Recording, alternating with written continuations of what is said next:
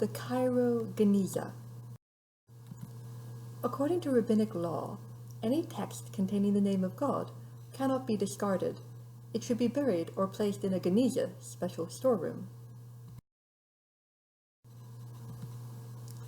The Genizah of the Ben Ezra Synagogue in Cairo came to contain over 200,000 manuscripts that, luckily, have survived to the modern period.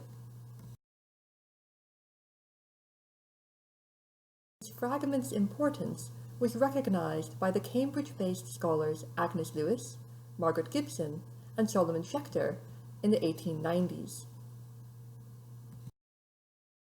With financial help from another scholar of Hebrew, Charles Taylor, Schechter acquired 193,000 fragments that he brought back with him to Cambridge, including this ketubah, or marriage contract, for Sarwah and Hezekiah from 1028 AD,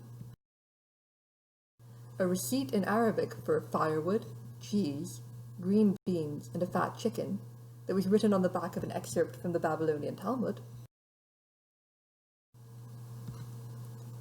and this poem: "Will her love remember his graceful doe, her only son in her arms as he parted? On her left hand he placed a ring from his right, on his wrist she placed her bracelet. As a keepsake she took his mantle from him, and he in turn took hers from her. Would he settle now in the land of Spain, if its prince gave him half his kingdom?"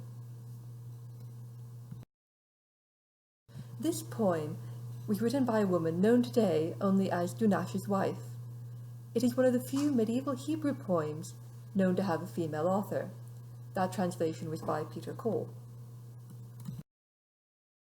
Dunash's reply survives on the other side of this piece of parchment, again translated by Peter Cole. "Were you seeking the day of my death when you wrote? Have you betrayed and abandoned your vows? Could I betray a woman so wise, given by God as the bride of my youth?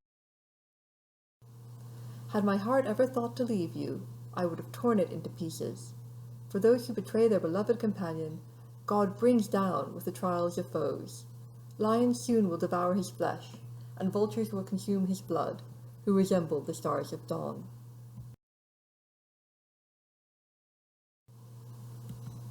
If you would like to help with a major scholarly project, then you can help with the Cairo Genizah.